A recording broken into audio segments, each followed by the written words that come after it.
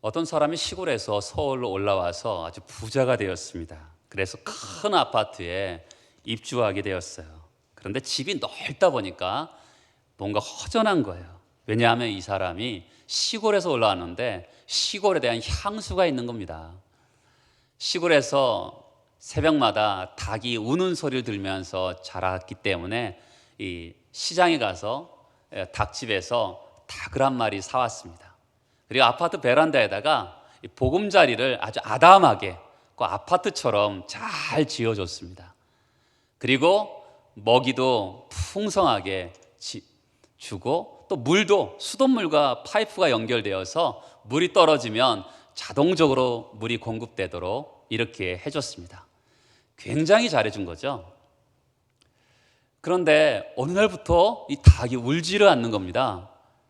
울겠지라고 기대했는데 또 며칠 정도 지났는데도 닭이 전혀 울지 않아서 시장에 있는 닭집에게 주인에게 찾아갔습니다. 아니 내가 이렇게 잘해줬는데 닭이 울지를 않네요. 이렇게 말을 하니까 닭집 주인이 묻습니다. 집은 잘 만들어줬습니까? 물론이죠. 정말 아파트처럼 잘 만들어줬어요. 모이는 잘 줍니까? 예, 입에 항상 모이가 물만큼 그렇게 모이를 줍니다. 물은요, 수돗물하고 파이프로 연결해서 물이 떨어지지 않도록 항상 줍니다. 그랬더니 닭집 주인이 이렇게 말합니다. 그러니까 닭이 무엇이 아쉬워서 울겠습니까? 여러분은 아쉬운 것이 있습니까? 사람은 아쉬운 것이 있어야지 울어요. 닭도 편하니까 울음을 그치죠. 그러나 인간의 삶에는 늘 아쉬운 것이 있는 것이 사실입니다. 겉으로 볼 때는 아무 문제가 없지만 남들을 볼 때는 다 부러운 것 같지만 그러나 사람들은 다 외로움이 있습니다. 사람들 속에는 다 허전함이 다 있어요. 사람들하고 같이 모든 사람들이 같이 있을 때는 그런대로 괜찮은데 사람들이 다 떠나고 난 다음에는 혼자 있을 때는 허전함과 외로움이 있는 것이 인간인 것입니다. 자기 혼자 너무 외롭다면서 탄식하는 거죠. 여러분, 외로움이 올 때 이런 문제를 어떻게 극복하십니까? 큰 교회를 심호하는 목사님께서 어느 성도님이 교회를 나오지 않기에 전화를 했습니다. 아무개 집사님 어디 계셔요? 잘 지내셨어요? 했더니 이 집사님이 깜짝 놀랐어요. 왜 그러냐면 큰 교회인데 목사님이 자기 이름을 불러주니까 목사님 제 이름도 아세요? 라면서 굉장히 감격했다 그래요. 여러분, 목사님조차 내 이름을 안다면 참 사람이 외로웠는데 누가 내 이름을 알아준다는 것이 참 행복한 거 아니겠어요? 이름을 불러준다는 것은 굉장히 행복한 겁니다. 여러분 옆에 있는 분들 이름 아세요? 사람의 모든 것은 이름에 담겨 있거든요. 그 사람의 이름에 인격이 담겨져 있습니다. 근데 불행한 것은 사람을 인격으로 취급하지 않고 물건으로 취급하는 경우가 있어요. 예루살렘에 가보면 유대인들의 홀로코스트 그 전시물이 있는데 유대인들이 그 당시 홀로코스트 상황에서 입었던 유대인들의 옷이 있어요. 그런데 그 명찰이 있는데 사람의 이름이 있지 않고요. 4209번, 3678번 이렇게 사람의 인격을 번호로 말살하는 그런 나치가 있었습니다. 여러분, 사람이 나의 이름을 불러줘도 그렇게 좋은데 하나님께서 나의 이름을 불러준다는 것은 얼마나 좋은 일이겠어요. 그렇게 이름을 불러서 하나님께 돌아온 사람이 있습니다. 그 사람의 이름은 레위죠. 오늘 27절을 보겠습니다. 그 후에 예수께서 나가사 레위라 하는 세리가 세관에 앉아 있는 것을 보시고 나를 따르라.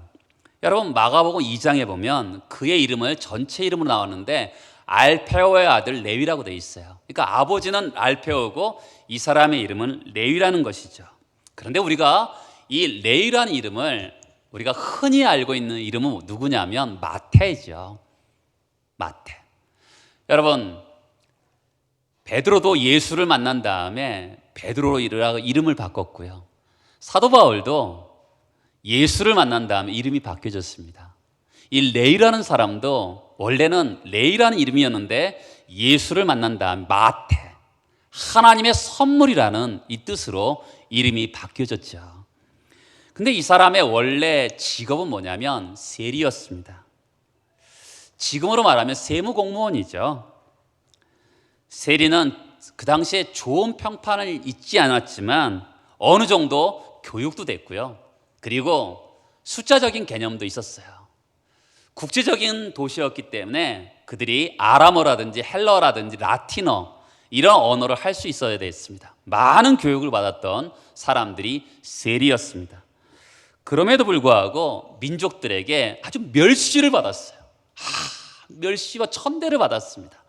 여러분, 사람이 어느 순간 사람들에게 멸시를 받으면 어느 하나에게 집착을 하잖아요. 그래, 너희들 나를 멸시해? 그래, 나는 돈을 많이 벌 거야 라면서 사람들에게 더더욱 학대와 그들을 착취를 했습니다.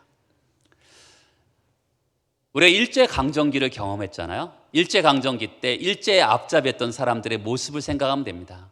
로마의 앞잡이를 해서 세금을 걷어서 로마 사람들에게 보냅니다. 5천 원을 받으면 될 거를 5만 원을 받아요. 나머지는 어떻게 해요? 착복을 하는 것이죠. 당시의 기록에 의하면 세금을 많이 걷어서 사람들이 민중 봉기가 일어날 만큼 이 세리들이 세금을 많이 걷었습니다. 멸시를 받았어요. 탈무드에 보면 이런 말이 나와요. 세리는 악한데 재판관이나 아니면 법정의 증인으로 설 수가 없어요. 왜냐하면 이들은 거짓말을 밥 먹듯이 하는 사람이기 때문에 진실하지 못하기 때문에 재판관이나 법정의 증인이 될 수 없었던 것이죠. 여러분, 누가복음 18장을 한번 볼까요? 누가복음 18장 11절을 한번 보겠습니다. 거기 보면 이렇게 돼 있어요. 바리새인이 기도를 하고 있는데 어떻게 기도하고 있냐면, 하나님이여, 나는 다른 사람들 곧 토세 강도예요. 불의한 자, 간음하는 자들과 같지 아니하고 이 세리와도 같지 않습니다. 여러분, 세리가 끝에 나와요. 강도보다 못한 자고요, 또한 간음한 자보다 못한 자고 불의한 자보다 못한 자예요. 여러분, 세리는 그 당시에 이런 대우를 받았습니다. 유대인들은 가장 나쁜 죄인이 두 사람이 있어요. 여자는 창녀고요, 남자는 세리였습니다. 창녀는 몸을 파는 사람이었고, 또한 세리는 돈을 위해서 영혼을 파는 사람이었어요. 여러분, 이들은 회당도 출입이 금지되었어요. 예배도 못 드립니다. 헌금도 할 수 없어요. 얼마 했으면 적십자사에서 돈도 걷고 구세군 회관에 냄비도 울릴 때가 있는데, 이들은, 세리는 자선금도 낼 수 없었습니다. 받질 않았어요. 왜요? 도둑질한 돈이라고 했기 때문에 이 세리는 그만큼 그 시대에 멸시와 천대를 받는 사람이었습니다. 문제는 레이라는 이름의 뜻이에요. 여러분, 구약 성경에 레이라는 이름이 처음 나오는 게 언제죠? 야곱의 12아들 중에서 세 번째 아들이 레이죠. 이 이름의 뜻은 뭡니까? 하나님과 연합하다, 하나님께 찬양하다라는 그런 뜻을 가지고 있어요. 레이는 어떤 직분을 가졌습니까? 제사장의 직분을 가져요. 아론의 후손은 제사장의 직분을 갖고 아론 외의 자손은 찬양하는 역할을 감당합니다. 얼마나 영광스러운 이름입니까? 하나님과 연합하고 하나님께 찬양하는 그런 이름을 가졌는데, 그 레이가 어떤 인생을 삽니까? 하나님께 예배하고 많은 사람들에게 존경받는 레이 지파의 역할을 하는 것이 아니라, 그는 지금 도둑놈 세리가 되고 말았어요. 많은 사람들에게 피해를 주는 사람이 되었습니다. 허가받은 도둑놈이 된 것이죠. 그러던 어느 날 한 사건이 일어납니다. 다시 27절을 볼까요? 그 후에 예수께서 나가사 레이라는 세리가 세관에 앉아 있는 것을 보시고 나를 따르라 하시니.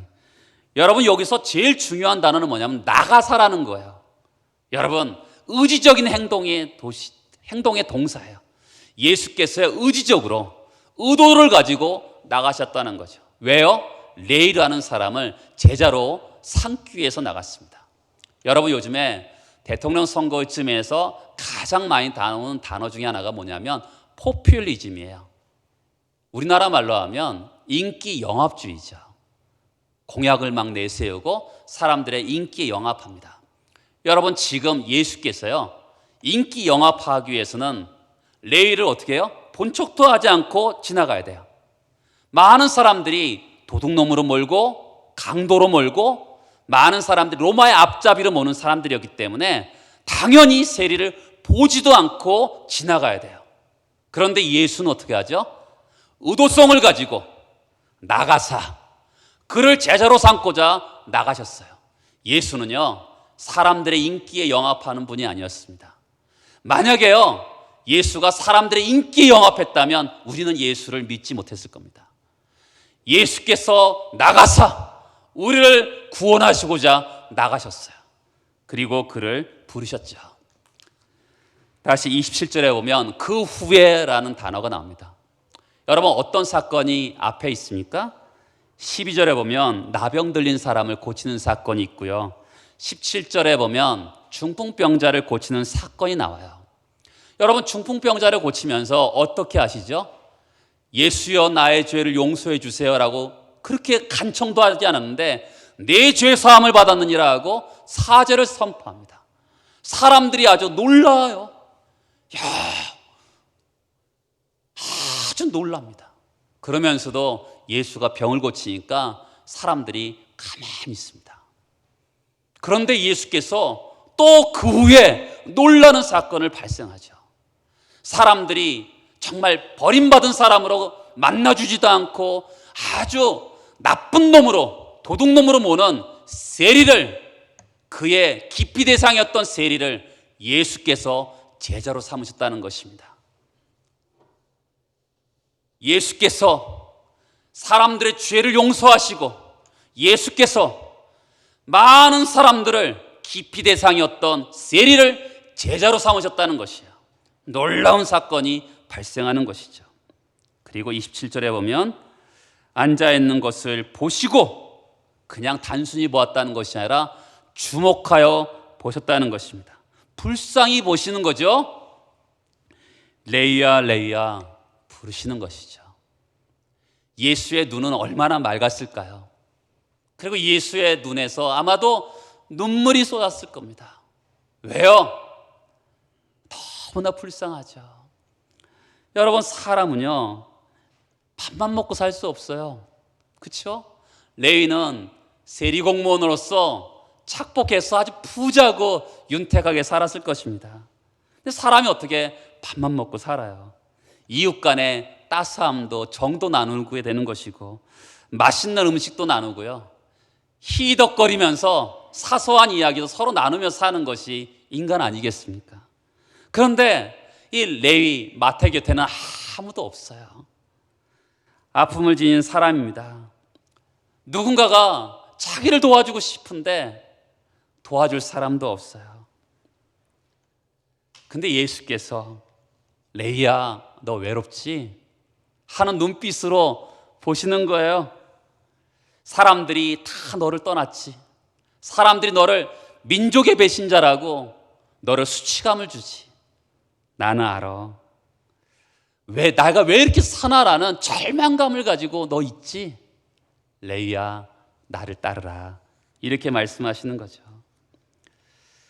여러분, 사람이 비웃음 가운데 있을 때 얼마나 고립감에 빠지겠어요. 그러니까 사람들은 이렇게 외로우면 어떻게 해요? 어느 하나에 집착하게 되죠. 돈에 집착합니다. 왜요? 사람들이 누구도 나랑 놀아주지 않으니까 그래 나는 이 세상에 제일 부자가 될 거야 하면서 돈에 집착하는 것이죠. 그러면 그럴수록 그에게 허전함은 더 심했을 것입니다. 그때 예수께서 찾아오셨죠. 예수께서 그 마음을 보신 거예요. 지금 이 상황 가운데 속에서 나를 구원할 사람은 누구인가? 이런 질문이 있지 않겠어요? 메시아가 오면 좋겠다. 나 너무 힘들어. 그때 예수께서 그 마음을 아시고 나가서 보시고 그를 모든 사람들이 기피 대상이었던 이 세리를 구원하시는 것을 보게 되는 거죠. 여러분, 그 마음속에 얼마나 수치감이 있겠습니까? 사람들에게 사람 취급받지 못하고 버림받은 인간으로 사는 그 레위, 그때 예수께서 그를 다가가셨어요. 주목하여 보십니다.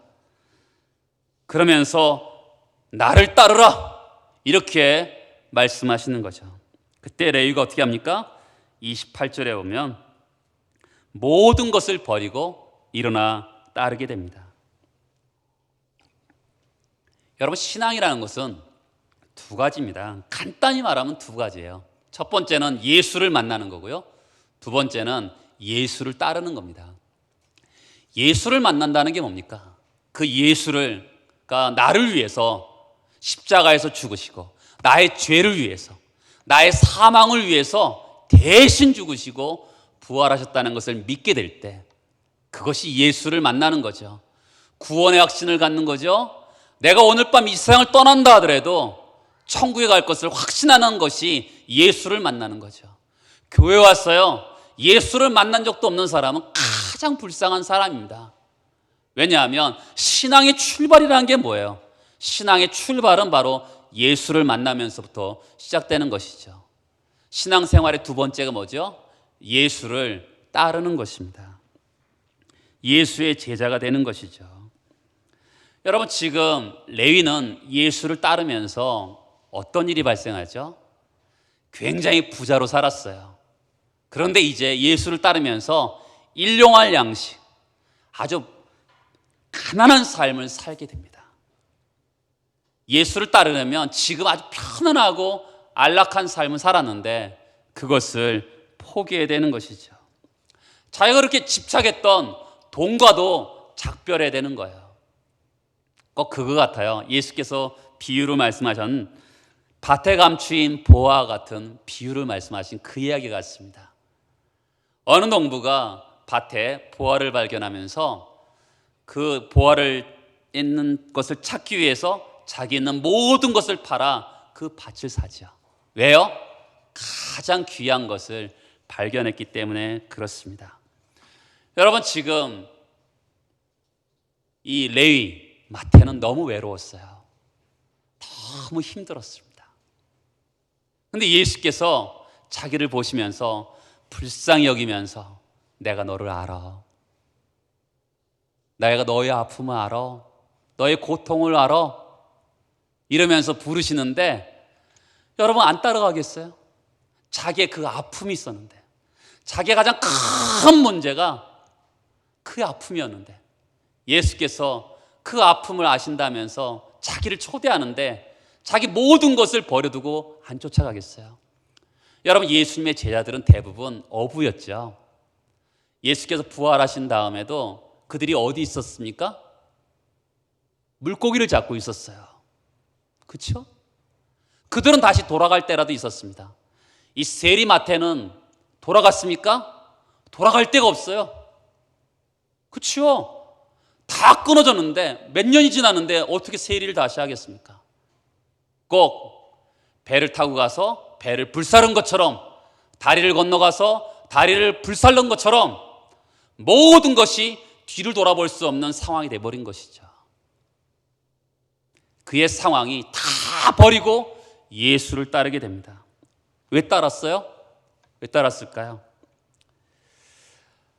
누구도 몰라주던 자기의 외로움, 자기의 아픔, 자기의 고통을 예수께서 알아줬기 때문에 그래요. 우리 일생을 찾아오시는 분이시죠. 저도 몸이 아플 때 돌이켜보면 가장 큰 아픔은 몸이 아픈 것보다 절망감과 외로움이었어요. 사람이 몸이 아프면 누구도 찾아오는 게 좋지 않아요. 왜냐하면 자기의 초라한 모습을 보여주고 싶지 않거든요. 그런데 그러다 보면 또 한면에서는 또 외로워요. 누군가 찾아왔으면 좋겠다, 이런 마음이 들거든요. 지금 그 제가 아플 때 절망감과 외로울 때 저에게 주님이 찬양으로 찾아오셨어요. 내 인생 여정 끝내어 강 건너 언덕 이를 때 하늘물 향해 말하리. 예수 인도하셨네. 매일 발걸음마다 예수 인도하셨네.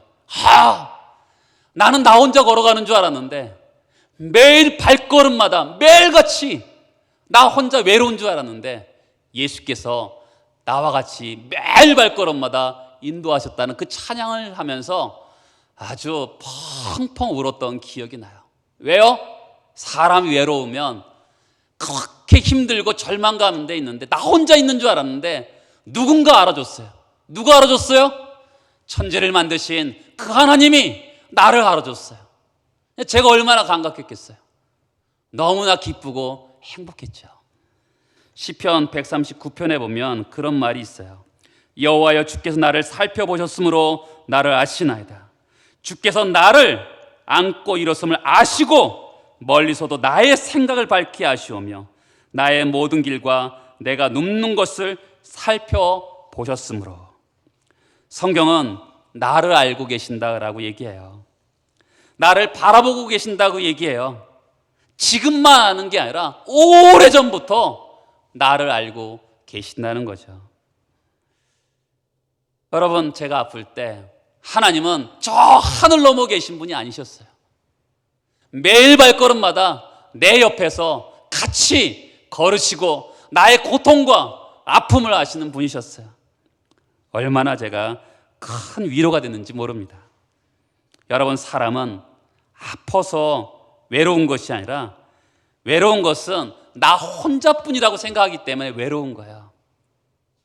이 세상을 살다 보면 혼자라는 느낌을 받을 때가 있어요. 사업을 하다가 실패했을 때, 건강이 나빠질 때, 어느 순간에는 아무도 나를 도와주지 못하는 그런 느낌을 받을 때가 있어요. 그때 주께서 나를 살펴보셨으므로 나를 아시나이다. 여러분, 하나님이 아셨어요. 하나님이 레위, 이 마태의 슬픔과 고통을 아셨어요. 외로움을 아셨어요. 그래서 나가서 그를 보시고 나를 따르라, 이렇게 말씀하시는 거죠. 성경에 보면 수도 없이 하나님의 우리를 알고 계신다는 이야기가 나와요.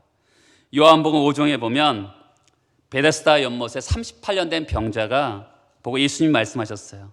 예수께서 그 누운 것을 보시고 병이 벌써 오래된 줄 아시고 이르시되 내가 낫고자 하느냐.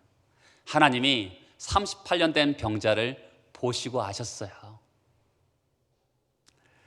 요한일서 3장 20절에 보면 하나님 우리 마음보다 크시고.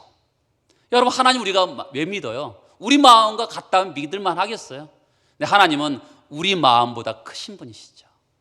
또 하나님은 모든 것을 아신다라고 얘기해요. 내가 아는 만큼 하나님을 안다면 그 하나님 믿겠어요?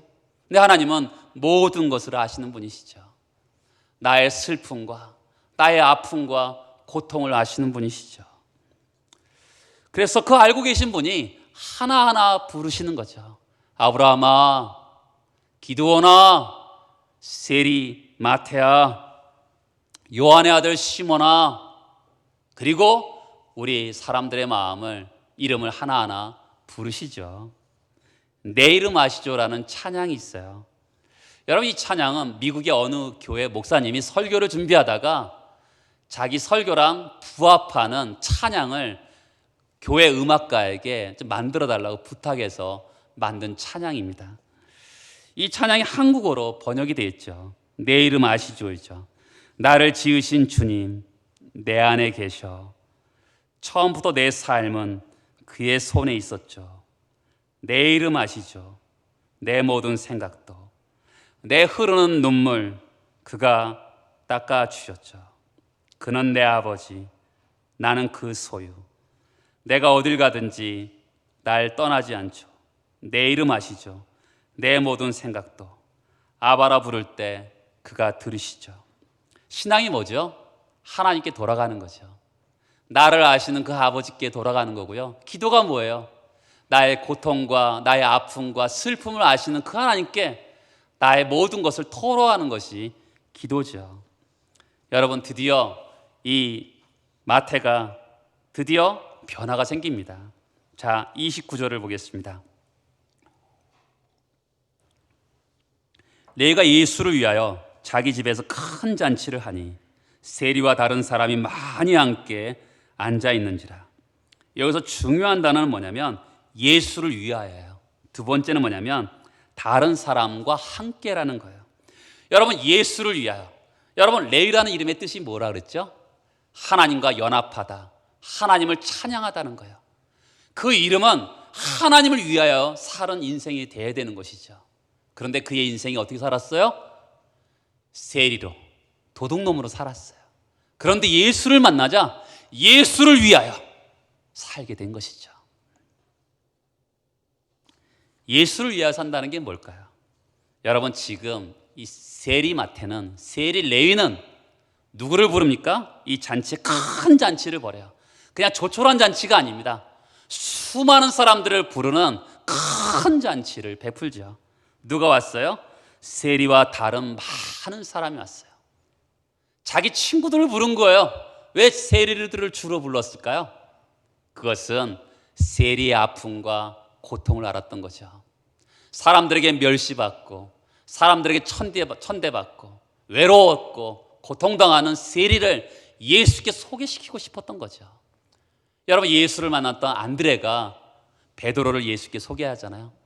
예수를 만났던 빌립이 나다나엘을 예수께 소개하잖아요.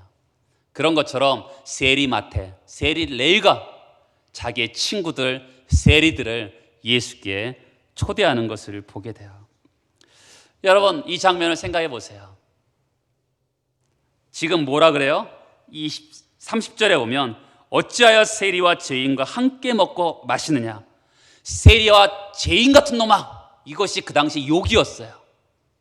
세리와 죄인 같은 놈들아, 이게 그 당시 욕이었단 말이에요. 그런데 지금 예수와 머무른, 같이 밥을 먹는 사람들은 세리와 대부분 죄인들이었던 것이죠. 여러분 같으면 이런 사람들과 밥을 먹을 때 어땠을까요? 우리는 아마 그랬을 것 같아요. 얼굴 표정은 굳어 있고요, 위는 밥은 먹는데 위가 움직이지 않아서 소화가 되지 않았을 거고, 시계를 보면서 빨리 가야 되는데 이러면서 초조하게 이 자리를 어떻게 피하지? 사람들 다 싫어하는 사람들만 모여있는 잔치자리잖아요. 거기에 마음이 편하겠어요. 근데 예수는 어땠을까요? 아마도 우리가 아는 예수는 분명히 이렇게 했을 거예요. 사람들에게 어깨동무하면서 그들과 편안하게 이야기하면서 같이 빵과 포도주를 마시면서 너무 맛있다 하면서 사람들에게 정말 희망을 주고 정말 격려하는 말을 하시면서 있으셨을 거예요. 틀림없이 껄껄껄 웃으면서 담소하고 그렇게 하셨을 겁니다. 왜요? 세리와 죄인들을 맞아야 주시는 거죠. 세리 레위가 자기 친구들을 전도하기 위해서 예수께 데려왔잖아요.